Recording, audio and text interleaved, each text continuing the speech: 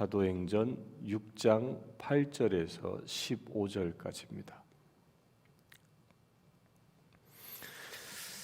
스데반이 은혜와 권능이 충만하여 큰 기사와 표적을 민간에 행하니 이른바 자유민들 즉 구레네인 알렉산드리아인 길리기아와 아시아에서 온 사람들의 회당에서 어떤 자들이 일어나 스데반과 더불어 논쟁할세 스데반이 지혜와 성령으로 말함을 그들이 능히 당하지 못하여 사람들을 매수하여 말하게 하되 이 사람이 모세와 하나님을 모독하는 말을 하는 것을 우리가 들었노라 하게 하고 백성과 장로와 서기관들을 충동시켜 와서 잡아가지고 공회에 이르러 거짓 증인들을 세우니 이르되 이 사람이 이 거룩한 곳과 율법을 거스러 말하기를 마지 아니하는도다.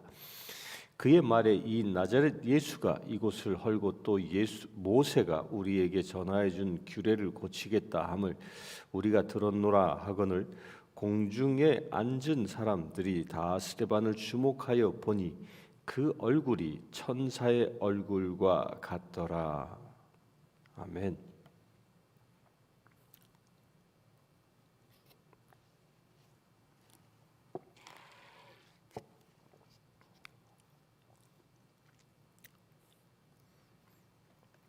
우리는 어제 이제 7 집사가 세워지는 것을 공부했고요. 이제 7 집사 가운데에 첫 순교자가 탄생하는 이야기가 이제 오늘 말씀부터 시작되어집니다. 오늘 말씀의 이 주인공이 누구죠? 오늘 말씀의 주인공이 누굽니까? 그 액면가 그대로 하면 스데반입니다. 스데반. 그런데 여기서 우리가 주의 깊게 봐야 할 것은 스데반이라는 집사를 이 유대인들이 이제 박해하기 시작하는 광경이 기록되어져 있는데 이 스데반의 이야기가 스데반이라는 말이 그 이름이 나옴과 동시에 이제 보십시오. 8절 또 10절에 보면 스데반이 은혜와 권능이 충만하여라고 되어져 있고요. 10절에 보면 스데반이 지혜와 성령으로 말했다라고 기록하고 있습니다. 그러니까 스데반이 이 오늘 말씀의 주인공인데 그 스데반을 움직이게 하는 분은 따로 있다라는 얘기입니다. 그 스데반은 쓰임 받는 사람이고 그에게 성령이 임하여 성령의 은혜와 권능이 충만해서 그 성령님이 일하고 계시다 하는 겁니다. 스데반을 통하여 성령님이 일하시는 그 현장에 큰 기사와 표적이 누구에게 나타났냐면 민간에게 나타났다라고 8절은 이야기합니다. 성령님이 한 사람을 사용하여 사역하신다는 겁니다. 근데 그렇게 택함 받은 사람이 누구라고요? 그게 스데반, 그 집사로 택함 받은 사람을 하나님이 쓰신다는 겁니다. 보통은 이 사도행전에서는 이제 우리가 어저께 본 것처럼 초대교회의 그 문제 때문에 집사들을 세우죠. 헬라인들 과부들이 자기 제때 양식을 공급받지 못하는 이런 문제들 때문에 이제 교회의 행정을 재정 관리를 조금 더 효율적으로 하기 위해서 집사들을 세웁니다. 그런데 성경을 이 사도행전을 쭉 보면요, 이 집사들이 교회의 행정일을 잘했다라는 이야기는 보여지지 않습니다. 주로 이 집사들을 기록하고 있는 내용들이 나중에 교회가 흩어져서도 나오지만 무슨 일들을 했다라고 얘기하냐면 이 스데반과 같은 일을 한 것입니다.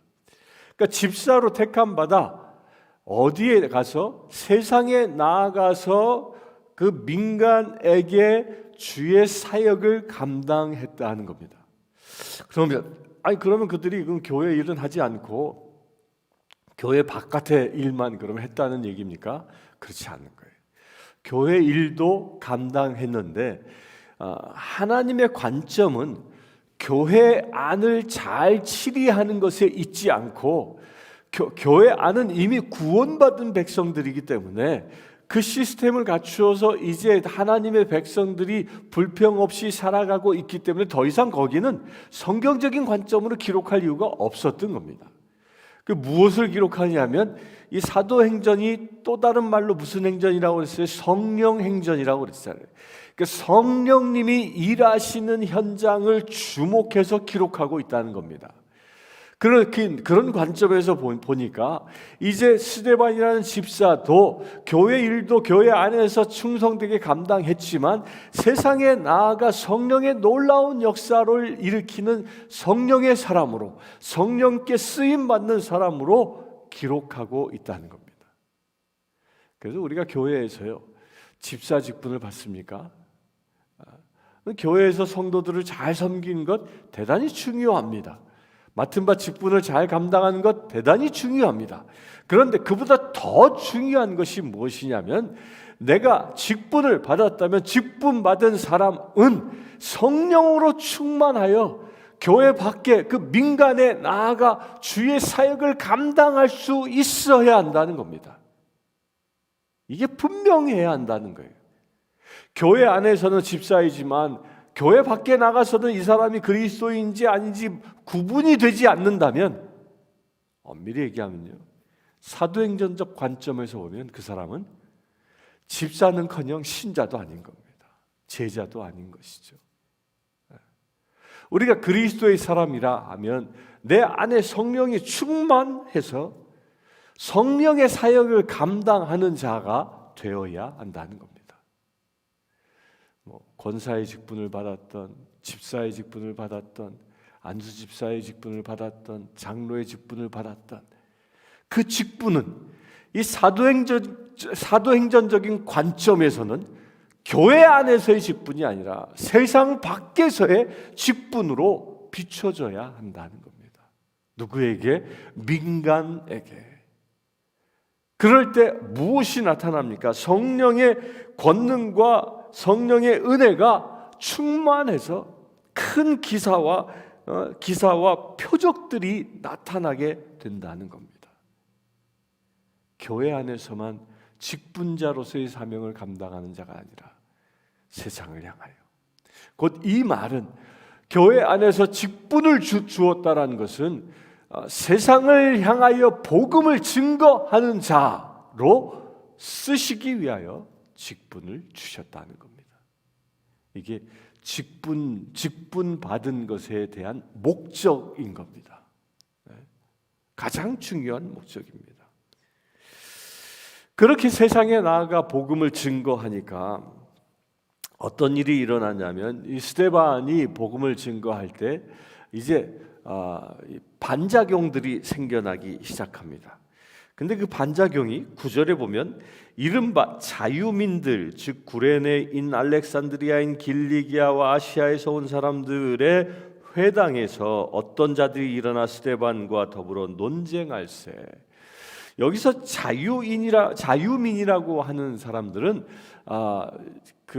이 포로로 잡혀갔다가 이 로마가 유대를 점령하고 또 그 이전에는 알렉산더가 유대를 점령하고 그때마다 이제 포로로 잡혀가지 않습니까? 또 그 이전에는 바벨론의 포로로 잡혀가고, 이렇게 이스라엘 사람들은 전쟁을 통해서 많은 사람들이 포로로 잡혀가는 역사가 있었습니다. 그런데 그들 가운데에 귀환해서 자유민이 되어져 귀환에 들어오는 사람들이 있었던 겁니다. 그런데 그들 나름대로 이 구레네에서 온 사람들, 알렉산드리아에서 온 사람들, 길리기아에서 온 사람들, 이런 사람들이 모여서 회당을 조직했고 이 회당 안에서 자기들 공동체를 형성하며 지냈습니다. 그런데 이 자유민들이, 곧 귀환에 온 이 자유민들이 스데반과 더불어 논쟁하고 있다는 겁니다. 자, 여러분들요, 6장 1절에 보면 헬라파 유대인들 가운데에 헬라파 유대인들이 그리스도인이 된 사람들이 있다고 얘기했고요. 또 오늘 말씀 9절에 보면 이들이 구레네인, 알렉산드리아인, 길리기아인 이 사람들이 다 뭐야? 헬라파 사람들이에요. 헬라파 사람들. 곧 히브리어를 쓰는 사람들이 아니라 헬라어가 모국어처럼 쓰는 사람들이에요. 이런 사람들이 스데반과 논쟁한다는 겁니다. 똑같은 헬라파 사람들이지만 어떤 사람은 복음을 받아들여 초대교회 공동체가 되었는가 하면 어떤 사람은 아직도 그들이 이 복음을 받아들이지 못하고 오히려 복음을 증거하는 스데반과 논쟁하는 자 되어진다는 겁니다. 이게 다 같은 지역에서 왔다고 해서 다 똑같은 존재가 아니라는 겁니다. 이렇게 이 논쟁을 하는데 오늘 말씀의 초점이 어디에 있냐면 논쟁하는 사람들이 헬라인들에게 있다라는 거예요.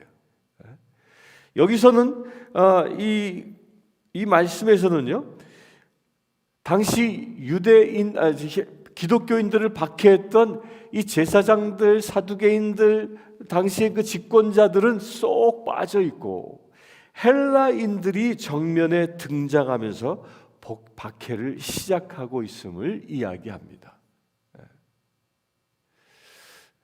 왜 헬라인들이 여기에서 특별히 거명되고 있을까요?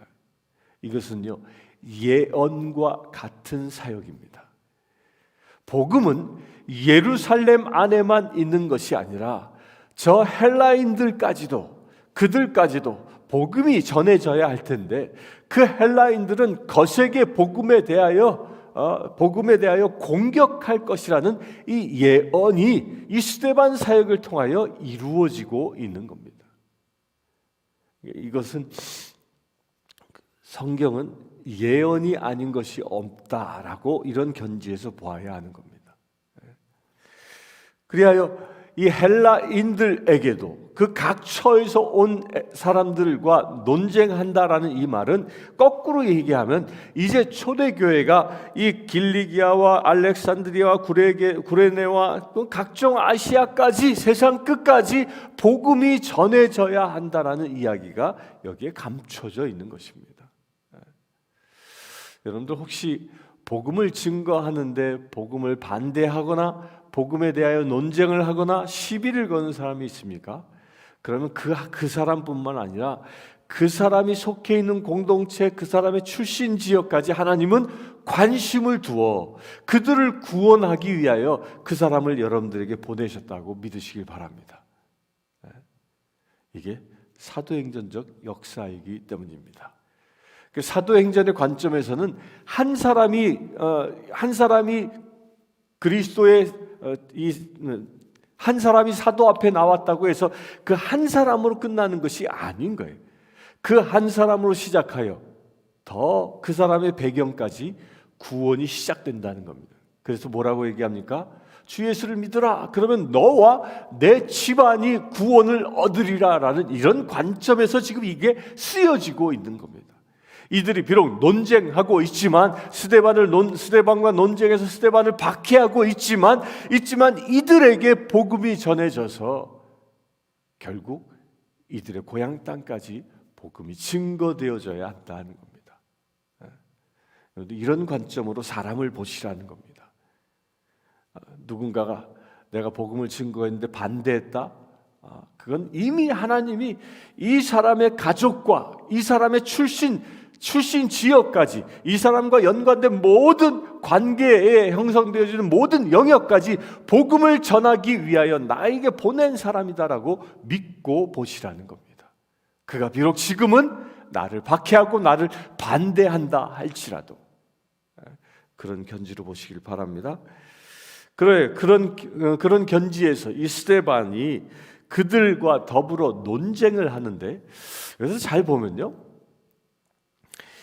이 포로로 잡혀갔던 사람들 가운데 자유를 얻어서 돌아온 이 헬라파 유대인들, 이들은 당시 예루살렘에 거하면서 자기 나름대로의 공동체 회당을 짓고 그곳에서 신앙생활을 합니다. 그런데 이때 당시에 이 포로로 잡혀갔던 사람들의 신분이 어떤 사람들이에요? 이 바벨론에 의하여 포로로 잡혀갈 때, 또 아시리아에 의하여 포로로 잡혀가는 그 유대 이스라엘 백성들을 보면 그때 당시에 최고의 학자들, 최고의 엘리트들을 포로로 잡아갑니다. 일반 서민들, 그 배우지 못한 사람들, 이런 사람들을 잡아가는 게 아니라 최고의 학력을 가진 사람들을 잡아간다는 거예요.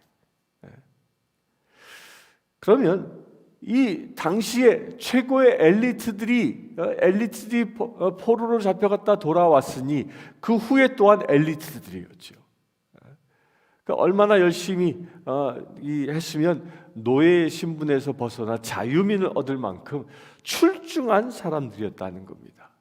그 출중한 사람들과 이 스데반이 논쟁을 합니다. 그것도 여러 일곱 집사들이 한꺼번에 이게 그 집단 토론을 한 것도 아니고 그 헬라파 유대인들 그 수많은 사람들과 이 스데반 혼자서 일대 막 몇수로 그냥 수많은 사람들과 더불어 논쟁하는데 그 논쟁을 오히려 스데반이 승리한다는 겁니다.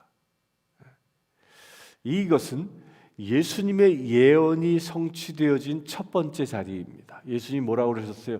너희를 박해하는 자들이 끌어다가 법정에 세울 것이다. 그때 너희는 무엇을 말할까 염려하지 말라. 성령 하나님께서 너에게 무엇을 말할지 지혜를 주실 거다라고 말씀하신 것이 여기에서 그대로 이루어진 겁니다. 여기서 우리가 얻을 수 있는 이 힌트가 있습니다. 우리도요, 저와 여러분들도 세상에 나아가 세상 사람들에게 복음을 증거한다면 전혀 두려워할 이유가 없다라는 것입니다.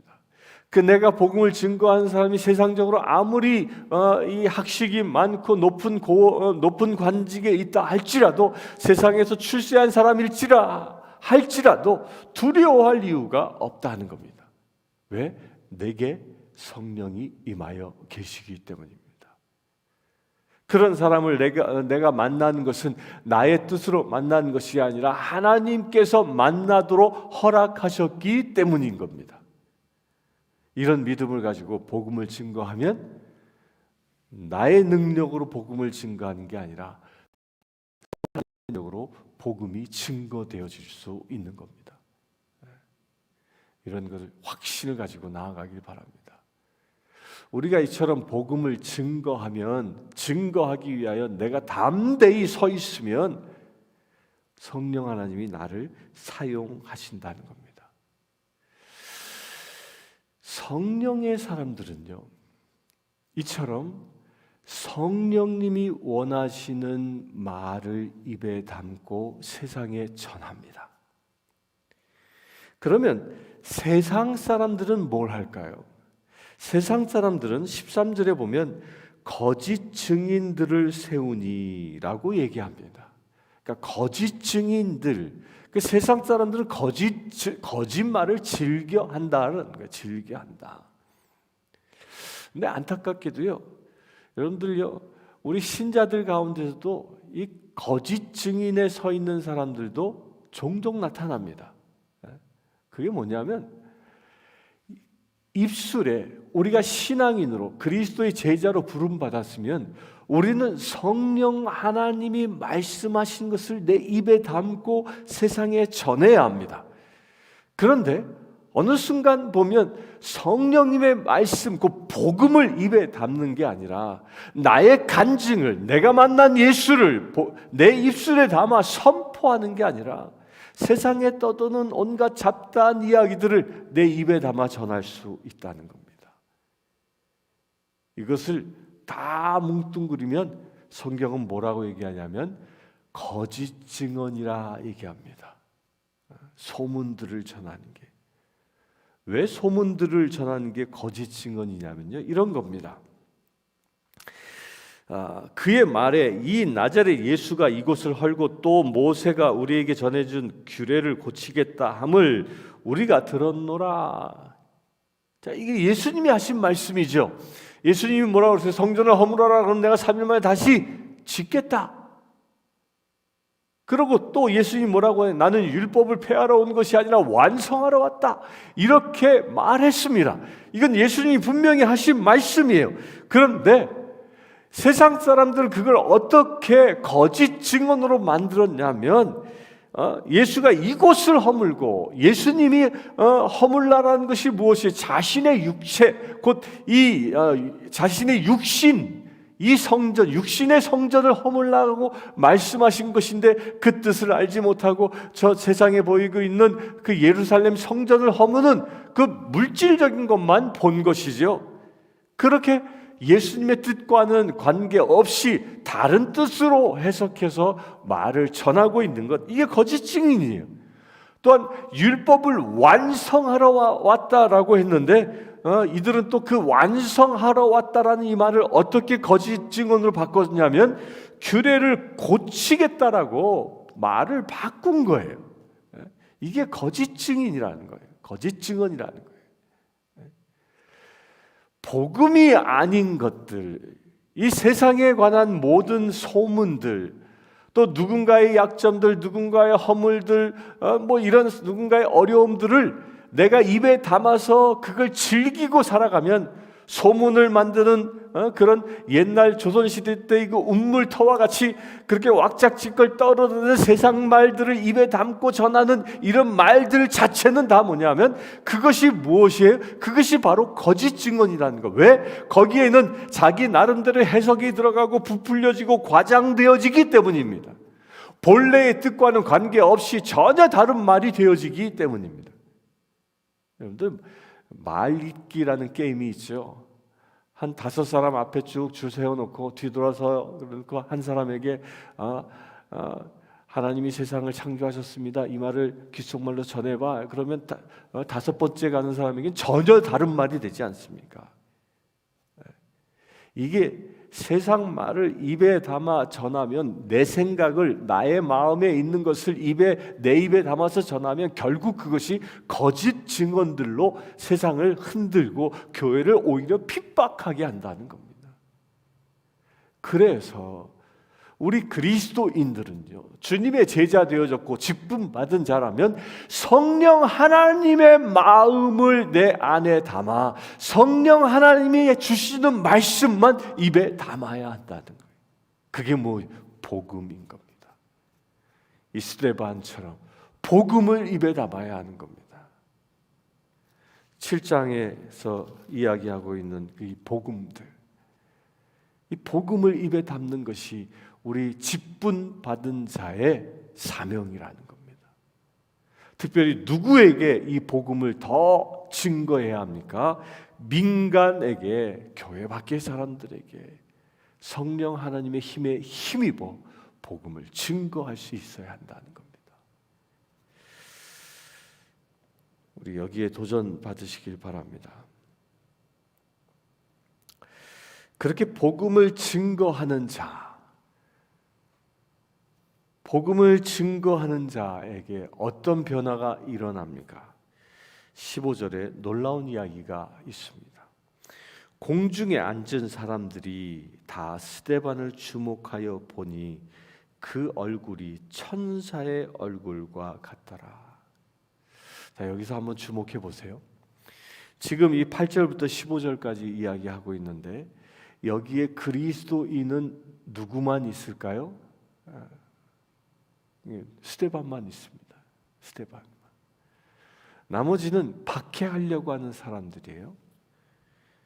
그런데 이 스데반은 이 사건 이후에 죽고 세상에 없어집니다. 이 이야기를 기록할 수 있는 짬도 없었습니다. 그런데 이 이야기를 어떻게 이렇게 구체적으로 성경에 쓸 수 있었겠습니까? 물론 성령님이 쓰셨습니다.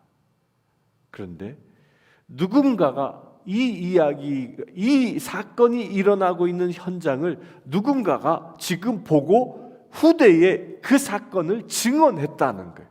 근데 그 누군가가 누구냐는 거예요. 스데반과 같이 이 복음을 증거하는 이 시기에 그리스도인이었냐, 예수님의 제자들이었냐? 아니에요. 여기서 제자는 스데반 한 사람이었습니다. 그는 죽었지요. 근데 누구냐는 거예요. 곧 그 사람은 스데반을 박해하기 위해 있었던 어떤 누군가였다는 거예요. 그 어떤 누군가가 이렇게 쓰고 있는 겁니다. 공중에 앉은 사람들이 다 스데반을 주목하여 보니 그 어떤 누군가도 지금 스데반을 보고 있는 거예요. 누구와 더불어? 공중에 앉는 사람들과 더불어. 그들이 스데반을 보니 스데반의 얼굴이 천사와 같다. 천사의 얼굴과 같더라. 박해를 하기 위하여 사람을 세웠는데 여기에서 깜짝 놀란 겁니다. 내가 너를 돌을 던져 죽이려고 하는데 두려워 떠는 게 아니라 오히려 그 얼굴이 천사처럼 환하게 빛나는 것을 보고, 그것을 보고 그 누군가가 도전을 받게 됐고 그 누군가가 후에 이 복음을, 이 사건을 증언하게 되어진다는 겁니다. 그 누군가가 누구인지는 이제 나중에 공부합니다. 저는 오늘 이것을 놓고도 기도했으면 좋겠습니다. 우리 성진교회 성도님들 모두가 다 세상에 나가 복음을 증거할 때 그 복음을 듣는 그 사람들이 여러분들의 얼굴을 통하여 천사의 얼굴을, 천사처럼 환하게 빛나는 얼굴을 볼 수 있게 되길 소망합니다. 그렇게 되어질 때 하나님의 역사를 일으키는, 성령의 권능과 표적과 이사를 일으키는 거룩한 사도행전적 행보가 여러분들을 통하여 일어날 줄 믿습니다. 잠시 기도하겠습니다. 주 아버지 하나님, 스데반처럼 오직 주님의 말씀만, 성령님이 주시는 감동만, 성령님이 주시는 지혜만 우리의 입술에 담고 선포하기를 원합니다. 거짓 증언자들처럼 세상에 떠도는 소문을, 남의 허물과 남의 아픔들을 입에 담고 소문을 전하는 자가 아니라 오직 복음만 입에 담는 자 되기를 원합니다. 주님, 이 시간 예배하는 모든 심령들이 그리하여 스데반처럼 해같이 빛나는 거룩한 제들 되게 하여 주시옵소서. 우리 주 예수 그리스도의 이름으로 기도드리옵나이다. 아멘. 이 시간 찬송가 304장